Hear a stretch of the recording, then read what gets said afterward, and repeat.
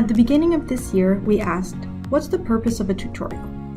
For our Introduction to Management Accounting course, the objective of the tutorials are to provide students with guidance on how to apply the concepts introduced in the lecture to a problem or short case study. We also want to reach the largest number of students possible, and we want to provide students with an opportunity to ask questions and have a knowledgeable TA available to answer their questions. For many years, our tutorials consisted of in-person 1-hour sessions where a TA would take a problem or short case study and work through the numbers at the front of the class where students listened and could ask questions if they had any.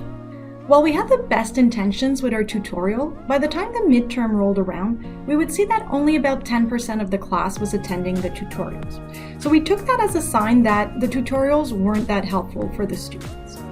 It's understandable. Students have many classes, assignments, club, maybe even a social life, so they constantly do a trade-off about what's the best use of their time, and clearly the tutorials weren't cutting it. In 2020, when the COVID pandemic hit, we moved the tutorial to 1-hour sessions online through the use of the Blackboard Collaborate platform.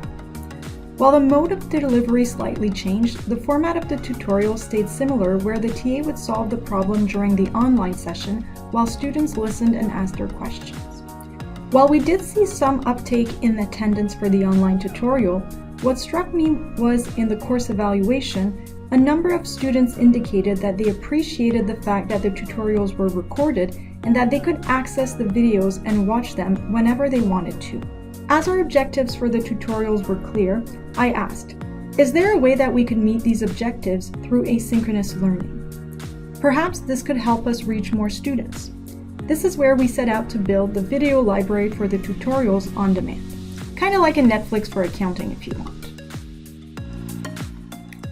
So we essentially redesigned how the tutorials were done. From their Quarkus page, the students would access the Common page for the course, where they would have a link to the tutorial page. Because this was a new format, we designed an orientation video to let students know what was the new format and how they could make use of these resources. Moving the content to asynchronous meant that we might not have the same contact with the TA, so we tried to make it personal by including a little bio of our TAs. And eventually the students would get to the video library, where week by week they would have solutions to the problems that were recommended, where the TAs were walking them through the problem. So this initiative turned out to be a great success. We were able to reach about 50% of the class throughout the term. We were able to track the attendance by looking at the number of views each video received. The students' evaluation were also very positive in terms of feedback.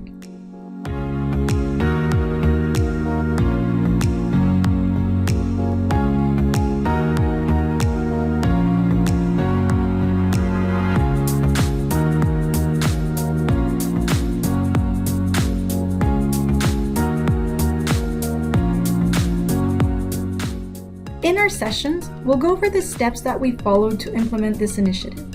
We'll also share the tools and resources that we use to help you implement this initiative in your own class.